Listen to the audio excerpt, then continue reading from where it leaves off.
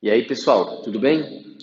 Então, dando sequência ao estudo da ótica geométrica, nós falamos já sobre espelhos planos. Vamos falar sobre espelhos esféricos agora. Imaginem que eu tenho uma esfera, certo? E eu faço um corte nessa esfera, ficando com uma calota. Então, eu tenho uma esfera e eu corto uma calota dessa esfera. Se eu espelhar a parte interna, certo? Lembrando, ó, os três risquinhos aqui fica oposto à parte espelhada, né? Se eu espelhar a parte interna, eu tenho um espelho chamado de espelho côncavo, certo? Se eu virar aqui, ó, espelhar a parte externa dessa esfera, eu tenho um espelho chamado espelho convexo.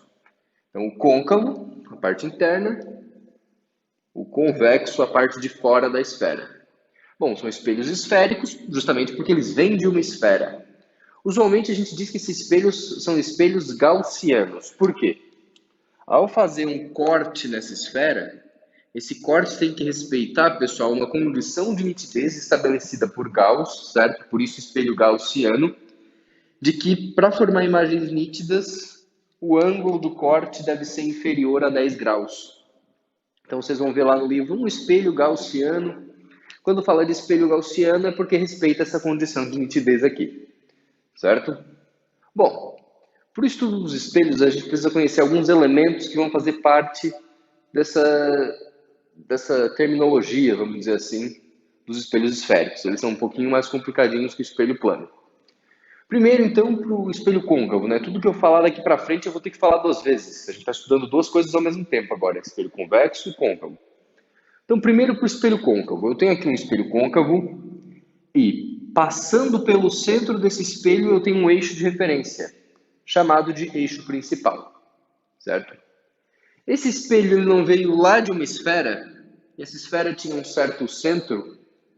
Esse centro, em cima do eixo principal, né, a gente chama de centro de curvatura, certo? Então, o centro de curvatura é o centro da esfera que deu origem ao espelho, ok?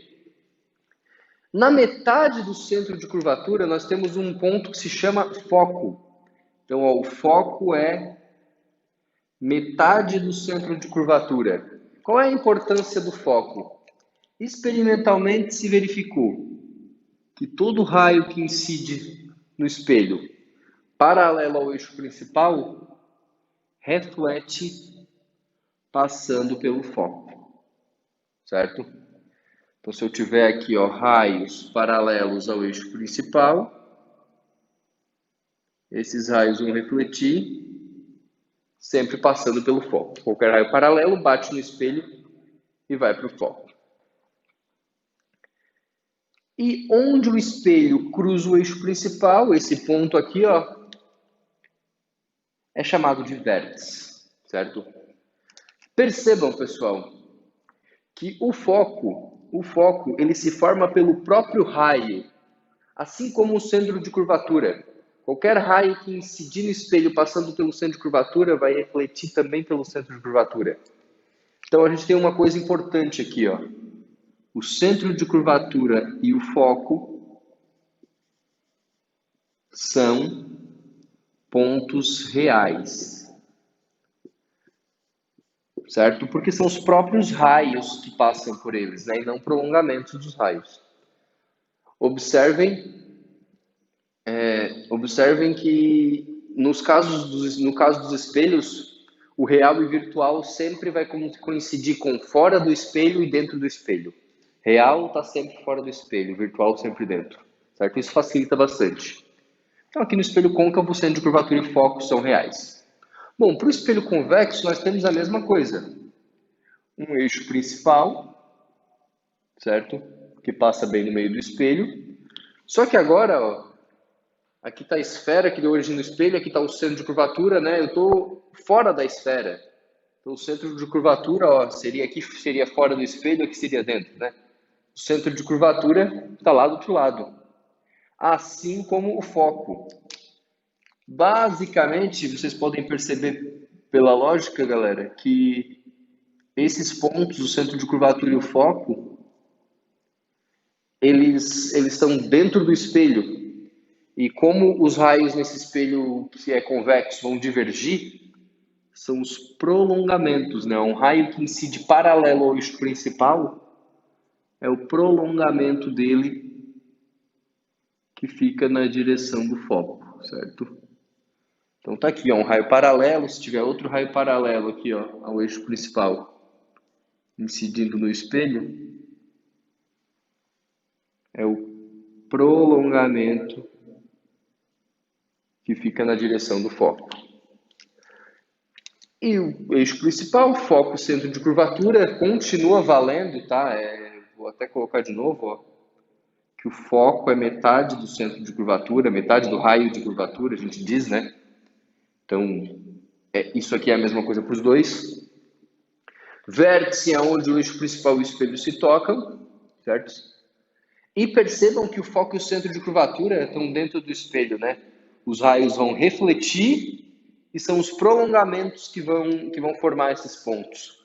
Portanto, para um espelho convexo, o foco e o centro de curvatura são pontos virtuais.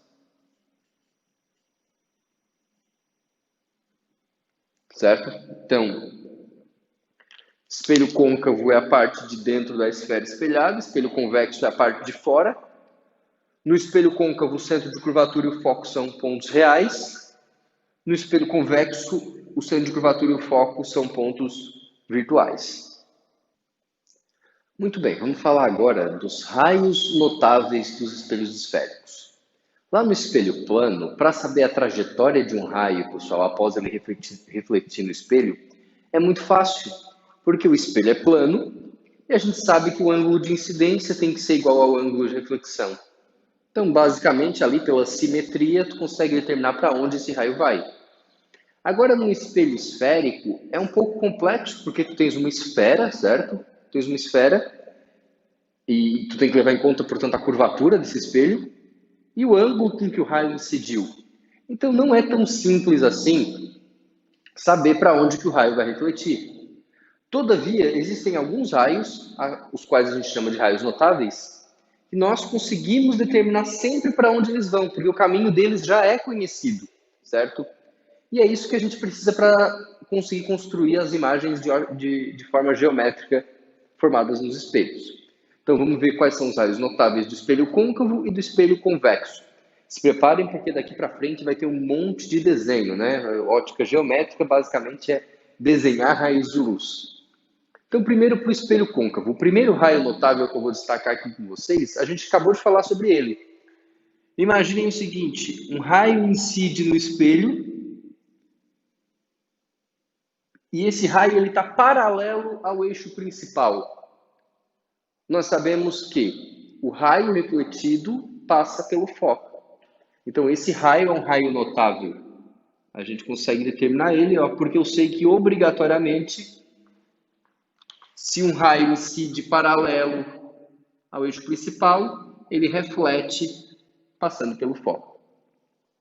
E o contrário também é verdadeiro. Esse é um outro raio notável, portanto. O que acontece com um raio quando ele incide no espelho passando pelo foco? Se ele incidiu no espelho passando pelo foco, ele vai refletir paralelo ao eixo principal. Então, no fundo, é a mesma coisa, né? O paralelo vai para o foco, pelo foco, né, vai paralelo, certo? Isso aqui tem algumas aplicações, eu vou destacar aqui num cantinho para vocês, ó. Vocês já ouviram falar em antena parabólica, por exemplo? É uma antena que é assim, não? Ela tem um sensorzinho aqui no meio. Basicamente, opa, caiu a tampa aqui. Basicamente, pessoal, os raios que vêm lá do satélite, eles chegam praticamente paralelos, né? Porque eles vêm de muito longe. E para que essa antena pegue com qualidade, eles têm que todos desviar para cima do sensor, certo? Portanto, logicamente, esse sensor aqui, ó, deve ser colocado no foco. porque os raios que chegam paralelos refletem indo para o foco, né? Beleza? Bom, outro raio notável que a gente tem para o espelho côncavo é o seguinte: aquele raio que incide em cima do vértice do espelho. Ele é refletido paralelamente, não, perdão, simetricamente em relação ao eixo principal. O que isso quer dizer? Que ele vai refletir aqui, ó, e o ângulo que ele faz na incidência com o eixo principal é o mesmo ângulo que ele faz aqui na reflexão, certo? Esses dois ângulos aqui são iguais, ó. Então é simétrico, ele rebate aqui bonitinho. Então, raio paralelo reflete passando pelo foco, o raio que incide atravessando o foco reflete paralelo, no vértice reflete paralelo, reflete com o mesmo ângulo em relação ao eixo principal. E por último, mas não menos importante, o raio que incide no espelho passando pelo centro de curvatura, certo? Passando pelo centro de curvatura. Esse raio, pessoal, ele reflete em cima do raio incidente, ou seja, ele não sofre nenhum desvio, certo?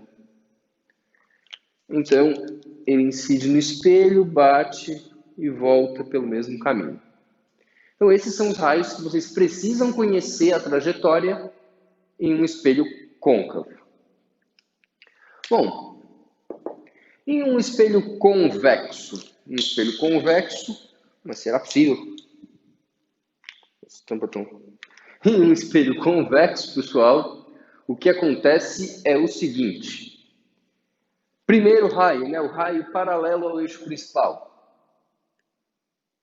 O raio paralelo ao eixo principal, ele vai divergir, né, o espelho convexo ele faz com que os raios se afastem uns dos outros, só que o prolongamento desse raio, certo, vai para o foco. Então tá aqui, o paralelo, o prolongamento vai para o foco no espelho convexo, né? Que foi o caso que a gente já tinha conversado. O contrário também é verdadeiro. Então, imaginem agora um raio que incidiu no espelho. Vou botar aqui assim, ó. Na direção do foco, né? Não ficou muito legal isso aqui, peraí. Acho que deu uma melhorada. Deixa eu deixar ele mais reto aqui. Coisa linda. Então, pessoal, ó, agora o raio que incidiu na direção do foco, né? O prolongamento está indo para o foco. Aí ele vai refletir paralelo em relação ao eixo principal. Raio que incidiu paralelo reflete com o prolongamento passando pelo foco. Raio que incidiu com o prolongamento passando pelo foco reflete paralelo. Ficou borradinho aqui. Bom, o terceiro raio notável é igual, galera, para os dois espelhos, tá? Que é o raio que incide no vértice e reflete simetricamente em relação ao eixo principal. Então, esse ângulo aqui é igual a esse aqui. E por último, pessoal, se liga, né? É que é foco real, é o próprio raio que passa, foco virtual é o prolongamento, né? O mesmo para o centro de curvatura, curto só. Se eu tenho um raio que incide no espelho, pessoal, e ele incide na direção do centro de curvatura, ele reflete em cima dele mesmo, certo? Então ele vai refletir também na direção do centro de curvatura, que é a mesma coisa que o anterior. Qual é a grande diferença aqui, ó? Centro de curvatura real, é o próprio raio. Centro de curvatura virtual, é o prolongamento do raio. Agora, conhecendo os raios notáveis, nós podemos construir as imagens. Ok, agora que a gente já conhece a trajetória dos raios, já conhece o caminho dos raios, nós podemos então fazer a construção geométrica das imagens, certo? Vão ser muitos desenhos. Basicamente, nós vamos partir de pontos objetos reais para encontrar os pontos imagem respectivos, seguindo aqueles raios notáveis. Primeiro para o espelho côncavo, e observem o seguinte, pessoal. Esses pontos eles podem ter posições relativas em relação ao centro de curvatura e foco. Basicamente são 5 posições, né? Antes do centro de curvatura, sobre o centro de curvatura, entre o centro de curvatura e o foco, sobre o foco ou entre o foco e o vértice. Vamos imaginar então primeiro aqui um objeto que está longe do espelho, ele está antes de chegar no centro de curvatura do espelho. Bom, está aqui esse objeto assentado sobre o eixo principal e eu sei que um raio que parte desse objeto paralelo ao eixo principal vai refletir no espelho e passar pelo foco. Certo? O raio paralelo vai para o foco. Eu preciso de 2 raios, né? Porque é a partir do encontro desses raios que eu formo um ponto objeto ou ponto imagem. Ponto imagem nesse caso. Bom, vou pegar o segundo raio e eu vou escolher um raio fácil. Vou pegar o raio, pessoal, que vai passando pelo foco, né? Que sai do objeto e passa pelo foco. Então, tá aqui. Certo? Não está perfeitamente simétrico, né? Não estou fazendo com régua. Mas observem que vai sair mais ou menos assim. Esse raio refletido e esse raio refletido, né? Então, o encontro dos raios que já passaram pelo sistema óptico ocorre aqui. Isso quer dizer que a partir desse objeto eu tenho a formação dessa imagem. Então, quais são as características dela? Primeiro, não foram os próprios raios que se encontraram? Então, essa imagem é um ponto imagem real. Certo? Quando uma imagem, pessoal, ela fica de cabeça para baixo, um pouco tortinho esse raio aqui, né? Vou dar uma melhorada nele. Quando uma imagem ela fica de cabeça para baixo, a gente diz que ela é invertida.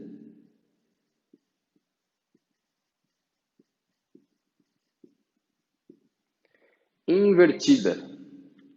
E percebam que, em relação ao objeto, ela é menor que o objeto. Então, é uma imagem real invertida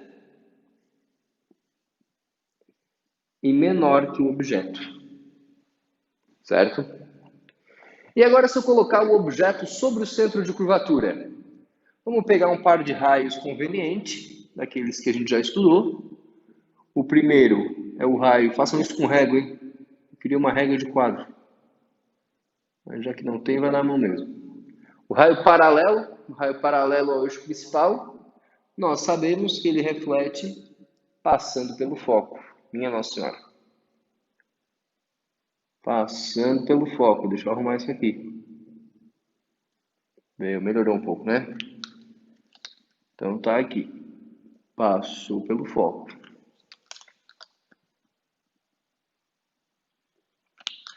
Tá lá. Paralelo, reflete passando pelo foco. E tchau. É a quarentena. Agora, o raio que sai do objeto e incide no espelho paralelo, passando pelo foco, pessoal, caminho contrário, né? Ele reflete paralelo em relação ao eixo principal, certo? Observem que foi aqui que os raios se encontraram. Então é aqui que vai estar a minha imagem. Bom, quais são as características dessa imagem? Não foram os próprios raios que se encontraram? Está fora do espelho, né? Ela é uma imagem real. Ficou de cabeça para baixo, não ficou? Então ela é real e ela também é invertida. Se vocês fizerem com bastante cuidado, e aqui pelo quadriculadinho do quadro dá de perceber que ela está com o mesmo tamanho que o objeto.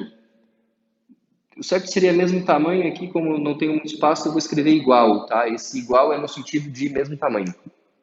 Real invertida é igual. Agora, vou aproximar um pouco mais o meu objeto do espelho. Vou colocar ele entre o centro de curvatura e o foco. Bom, o raio paralelo reflete passando pelo foco, certo? Até que ficou bom. O raio que incide no espelho, que eu vou ter que até que abaixar para fazer o esquema. O raio que incide no espelho, pessoal, passando pelo foco, reflete paralelo em relação ao eixo principal, né? Refletiu aqui, ó. Olha esses dois raios refletidos, onde é que eles se encontraram? Não foi aqui? Tá aqui a minha imagem, né? Eu já fiz esse objeto pequenininho porque eu já sabia que essa imagem ia ficar maior. Então agora eu tenho uma imagem que foi formada pelos próprios raios. Então é uma imagem real, de cabeça para baixo, ou seja, invertida, certo? Só que agora em relação ao objeto, ela é maior que ele. Observe o seguinte, quando tu vai aproximando o objeto do espelho, né? A imagem vai se afastando, galera, e crescendo, ó.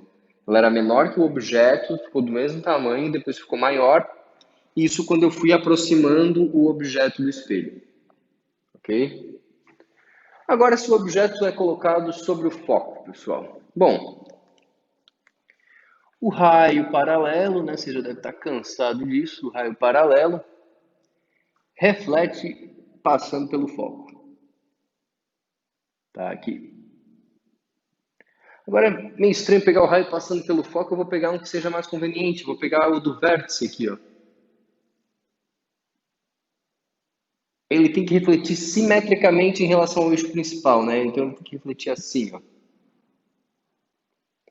Se vocês fizerem com bastante cuidado, vocês vão ver que esses raios não se encontram. Na verdade, eles são paralelos, então eles vão até o infinito. Então agora eu tenho um ponto imagem impróprio, certo? Então a imagem é uma imagem imprópria. Lembra o que é isso, pessoal? Quando os raios, aqui no caso os raios, é um ponto imagem, né? Porque são os raios refletidos, os raios que já passaram pelo sistema óptico, só que eles são paralelos, então é um ponto, é um PII, né? Ponto imagem impróprio. Então, imagem imprópria. E por último, mas não menos importante, quando eu tenho um objeto assentado no eixo principal entre o foco e o vértice. O raio paralelo reflete passando pelo foco. O raio que incide no vértice reflete, galera, simetricamente em relação ao eixo principal, né? Tá aqui. Bom, esses raios não se encontram. Mas e se eu prolongar?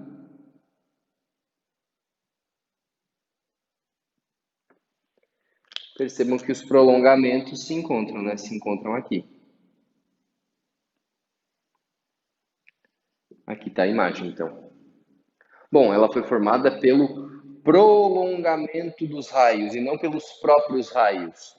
Então é um ponto imagem virtual. Ela está de cabeça para cima, né? De cabeça para cima ela é direta ou direita. E ela é maior que o objeto. Grande parte das aplicações desse tipo de espelho está aqui. Sabe aqueles espelhos que tu coloca bem perto do rosto e tu se vê ampliado? Tipo o espelho de maquiagem das mulheres? Ou o espelhinho pequenininho que o dentista usa para ver atrás dos nossos dentes? Então, são espelhos côncavos, né? Formam esse tipo de imagem aqui. João, quer dizer que se eu ficar bem longe eu vou me ver de cabeça para baixo? Vai. Podem fazer esse teste em casa, galera. Quem tiver um espelho côncavo, um espelho de maquiagem, por exemplo. Beleza? É isso aí, então, para o espelho côncavo. E para o espelho convexo? Como que é a imagem do espelho convexo? Primeiro, é um caso único, porque eu não tenho posição relativa em relação a nenhum elemento do espelho, né? O foco e o centro de curvatura estão lá do outro lado. Percebam que eu estou falando aqui de objetos reais sempre, né? Então eu assentei um objeto aqui, vamos ver qual é a imagem que ele vai formar. Raio paralelo. Agora o espelho é um espelho convexo, né? É o prolongamento dele que vai para o foco, né? Então tá aqui. Raio reflete e o prolongamento vai para o foco. Bom, se um raio incide, pessoal, na direção do foco, eu tenho um raio que incide assim, ó, na direção do foco, esse raio vai refletir paralelo, né?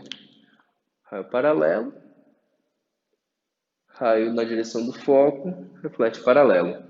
Bom, esse raio refletido está indo para lá, esse raio refletido está indo para lá. Percebam que se eu prolongar, esse aqui já está prolongado, né? Se eu prolongar esse aqui, ó, esses prolongamentos vão se cruzar aqui. Então, aqui vai estar a minha imagem. Se ela se forma pelos prolongamentos, é uma imagem virtual. Percebam que ela está de cabeça para cima, direita. Direita. E aí aqui eu vou fazer uma ressalva, tá? Percebam pelas imagens anteriores que a gente construiu. Toda imagem real é invertida. Toda imagem virtual é direita. Por causa dos espelhos esféricos, tratando que os objetos são sempre objetos reais, né? Então, para esses casos que nós estamos estudando aqui, isso é válido. E virtual direita, percebam que em relação ao objeto a imagem é menor. Certo? Virtual direita e menor. João, onde a gente vê espelho convexo por aí? Mais simples. Quem aí já dirige sabe disso. No retrovisor dos carros, pessoal. Em geral, no retrovisor do lado direito, né?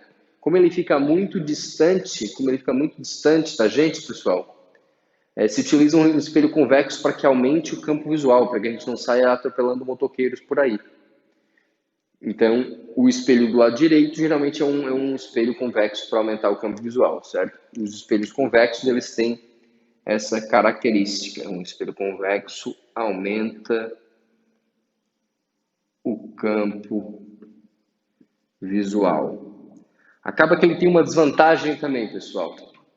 Como ele forma a imagem menor, o nosso cérebro interpreta menor como mais longe. Então ele tira a noção de profundidade. Percebam que se vocês estiverem dirigindo e olharem pelo retrovisor da direita, vocês vão achar que o carro de trás está bem longe.